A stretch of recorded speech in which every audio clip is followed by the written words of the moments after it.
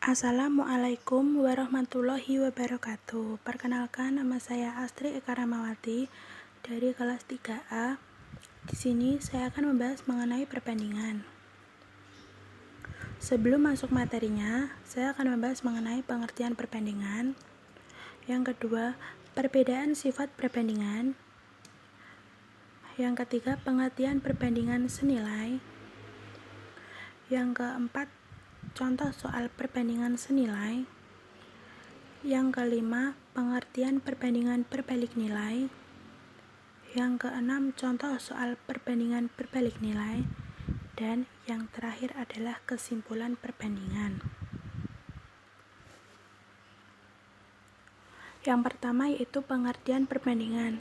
Perbandingan adalah suatu proses membandingkan dua besaran yang sejenis dan memiliki satuan yang sama, baik dalam jumlah maupun ukuran. Contoh perbandingan dalam kehidupan sehari-hari. Yang pertama, umur Talia kurang dari umur Onyo. Yang kedua, luas rumah Pak Jordi lebih dari luas rumah Nanda. Yang ketiga, berat badan Cici 2 kali berat badan Tania. Yang termasuk kata perbandingan yaitu kurang dari, lebih dari 2 kali. Perbandingan sendiri dibedakan menjadi dua macam, yaitu perbandingan senilai dan perbandingan berbalik nilai. Kemudian, perbedaan sifat perbandingan senilai dan berbalik nilai. Yang pertama, perbandingan senilai memiliki sifat berbanding lurus, yang artinya semakin banyak item yang ada akan memberikan harga yang semakin besar pula. Sebaliknya, semakin sedikit item maka juga semakin kecil harganya. Jadi, pada perbandingan senilai, bahwa nilai suatu barang akan naik atau turun sejalan dengan nilai barang yang dibandingkan. Kemudian yang kedua, perbandingan berbalik nilai memiliki sifat berbanding terbalik. Artinya, semakin banyak item yang ada akan memberikan harga yang semakin kecil. Sebaliknya, sedikit item maka juga akan semakin besar harganya. Jadi, pada perbandingan berbalik nilai, bahwa nilai suatu barang naik, maka nilai barang yang dibandingkan akan turun, dan sebaliknya. Lalu, pengertian perbandingan senilai. Perbandingan senilai adalah cara membandingkan dua objek atau lebih dengan besar salah satu nilai variabel yang bertambah, maka membuat variabel lain menjadi bertambah pula, atau disebut juga dengan perbandingan yang memiliki nilai yang sama. Untuk rumus perbandingan nilai sendiri, saya misalkan A, B, C, dan D. Maka A kali D sama dengan C kali B. Untuk perbandingan senilai ini perkaliannya secara silang. Jika yang ditanyakan C, maka A kali D dibagi B. Untuk yang ditanya D, maka C kali B dibagi A. Kemudian contoh soal perbandingan senilai. Saat di toko buku, Onyo membeli 5 buah buku dengan harga 17.500. Kemudian, Onyo membeli buku lagi sebanyak 3 lusin buku. Jadi, berapa uang yang harus dibayar Onyo? Langkah pertama adalah dengan kita cari diketahui 5 buah buku seharga 17.000. Di sini yang diketahui 5 buah buku, bukan per lusin. Terus Onyo membeli lagi buku sebanyak 3 lusin. Jadi kita harus membuat 3 lusin buku menjadi kita kali sebanyak 12, yaitu 3 kali 12 sebanyak 36 buku.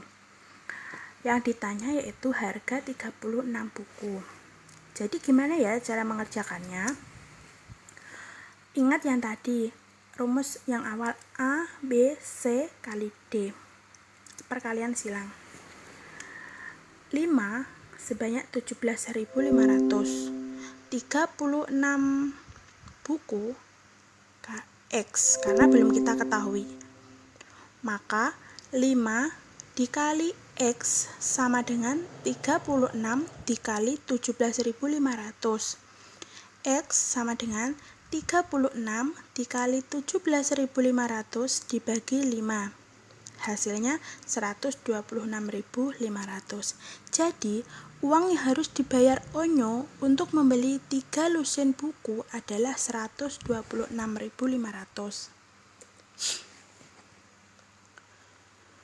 Kemudian kita masuk kepada perbandingan berbalik nilai. Perbandingan berbalik nilai adalah cara membandingkan dua objek atau lebih dengan besar nilai salah satu variabel yang berubah, maka membuat variabel lain menjadi berkurang nilainya. Atau suatu barang akan naik atau turun sejalan dengan nilai barang yang dibandingkan. Untuk rumus berbalik nilai sendiri sama. Saya misalkan A, B, C, dan D. Maka A dikali B sama dengan C dikali D.